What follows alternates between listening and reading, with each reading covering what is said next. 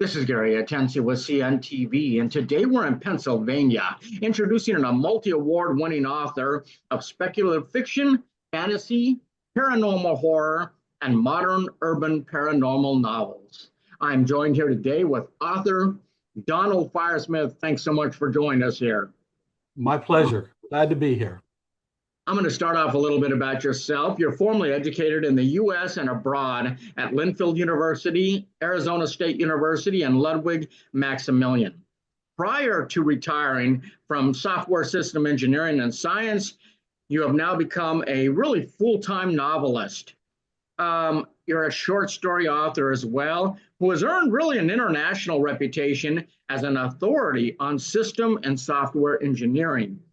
Can you share with us a little bit how writing just in general began for you maybe early on in your life?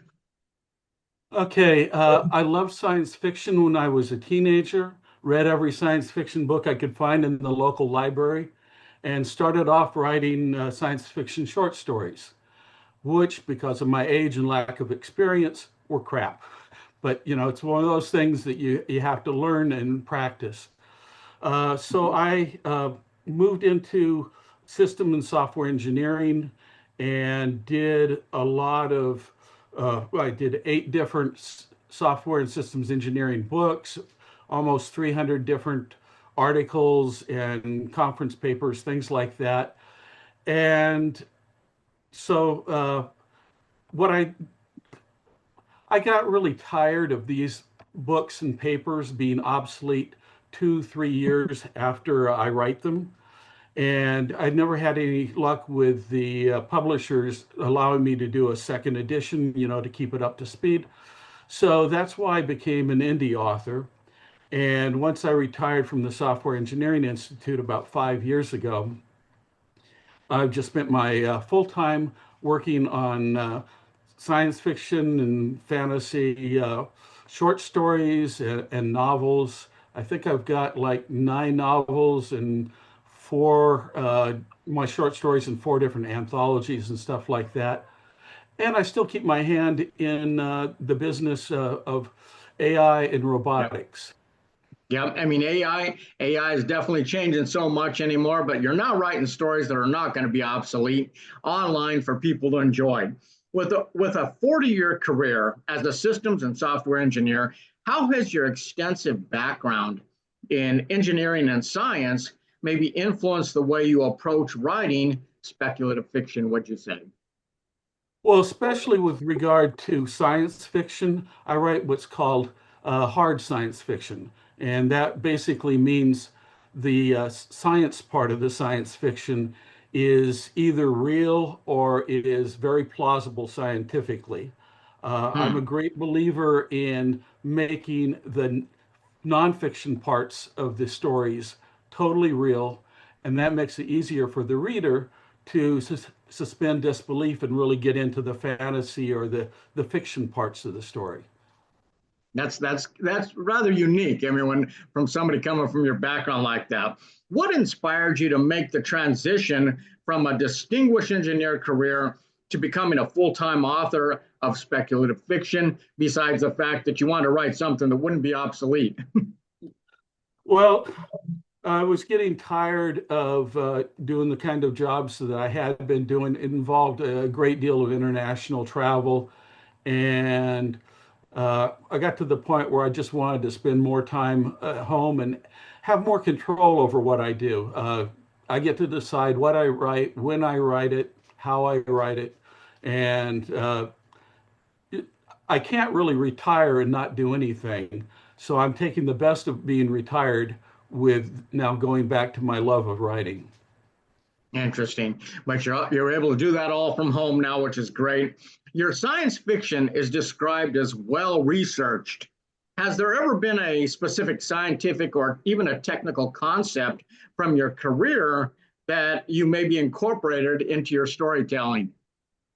Well, I've certainly incorporated a lot of the science issues into science fiction short stories, but it's not just my background. I use a lot of technical experts. So, for example, my Hellhole series that deals with these huge holes found in northern Siberia, I got a professor of geology to be one of my technical advisors. I write a lot of medical science fiction, so I have a couple doctors who check my stuff out and make sure that it's all, up to snuff. I can't stand going to movies and seeing things that are just so unrealistic that it sort of jars you out of the movie. Yep, So I try to make sure absolutely. that I never Yeah, it do that definitely myself. sometimes it insults our intelligence. I mean, it's one thing to be in a fantasy, but another thing to really realize that, hey, could this ever happen? I mean, you've written in several speculative fiction subgenres, including science fiction, fantasy, and paranormal horror. What draws you to this diverse range of genres, and do you have maybe a favorite? Oh, well, I love them all. I love reading them. I love writing them. For example, when I went to school in Germany one year, a year abroad, I took the Tolkien trilogy with me. It was the one book in English I felt that I could read multiple times and still enjoy. So there's, my love of fantasy. And I've always been interested in science from the earliest age, even though my formal training is primarily in mathematics and computer. I also had a full minor in physics, and I do a lot of biology type stuff as well. So I read a zillion different science magazines So and articles. So definitely a favorite of all of them, really. That's why you delve into so many. Your Mhm. technical writing career is impressive, with like you say, close to close to 10 books, I understand, and nearly 300 plus papers. I imagine the process of writing technical nonfiction content differs greatly from writing a fictional narrative. Can you kind of explain those two? Okay, yeah, it's wildly different. Uh, in my computer books, they're not textbooks like for computer classes. Basically, what I did was I worked on a big project. I learned how to do things better that way, and whenever I learned something, then I'd write it down for other, people working on projects to gain from my experience. On the other hand, when it comes to writing fiction, um, you have a wide open field. Everything is possible to you there. I used to be what is called a pantser, that is someone who flies by the seat of the pants. And I just start at the beginning of the story and I just write my way through it. And I since moved over to being a plotter. In other words, I'll work out the entire plot of the story, all the characters, all the chapters, and everything, and then write it. So I'm very organized in that. And I think the organization comes from my experience writing nonfiction, because that has to be very organized too. Interesting. So you're basically your process, if you will, is starting out and flying by the seat of your pants and kind of letting the story guide you. In your recent book, The Foundling, Heir of Ash and Blood, the protagonist Ash starts as a bottom in a rigid caste system. How did you approach building this world and its social hierarchy, and what real world parallels, I mean, if any, inspired your creation of Westberg? Well, clearly the caste system came, from India with the caste system and the people who were called untouchables, and until a few decades ago were quite literally untouchable. What I wanted to do is I wanted to take somebody and have them start at the very, very bottom of society in a place where there was no future, possible for him, and then have follow him as he manages to escape the bottom caste and become a very powerful person in the city. So um, I just sort of worked my way through on that. Um, but Yeah. a lot of the work I have has sort of philosophical issues, parts to it, or it deals with problems in the real world that I just turn into science fiction. I mean, problems in the real world. The central conflict revolves around Ash's discovery of his noble lineage. In his journey from a foundling to a Jason Redgrave, how does he grapple with being a part of both worlds, would you say? Well, initially, when he found out, it was just an incredible culture clash for him. He went from somebody who basically lived by picking through garbage heaps and getting, food that he could get and anything he could might sell for just a few pennies. And then suddenly he's in a world where he knows nothing about it. He has no idea as far as, for example, etiquette, a table, how to dress, because all he's ever had was this simple tunic. And so it really puts him in the feeling of seeing that cultured world from the outside. So he can see now the whole caste system and how unfair it is as an outside observer. I think anyone enjoys a tale like that. I mean, we see that similar in different stories. Your book is compared to other popular fantasy series. What elements from other stories did you draw inspiration from? And yet, what makes your protagonist's transformation from an outcast to a revolutionary kind of unique?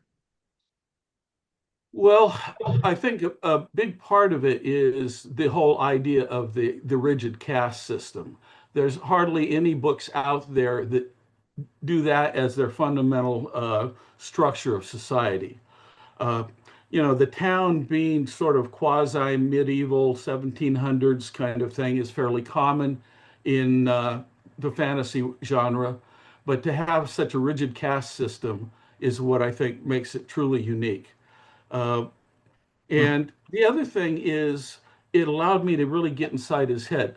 He was abandoned by his parents as an infant, and the parents knew he was going to end up being on the bottom caste. So being abandoned doomed him to a life of no possibility, dirty, hungry kind of life. And so finding his mother was an interesting issue for him because he sort of he always expected somehow someone would find him and he'd have the love that he never had. But when he finally meets his mother, he's sort of torn between the joy of knowing who he is and having a mother figure to the anger of how could you possibly have abandoned me knowing this was the kind of life that you doomed me to. Wow. Yeah. I mean, it's nice to the union of them coming together, but at the same time, he's pretty upset. Look at the life that I've led up till now. Ash's act of bravery really sparks the entire plot. In a society where basically he's deemed worthless, do you feel some readers in our society, even today, will kind of relate with him and his story?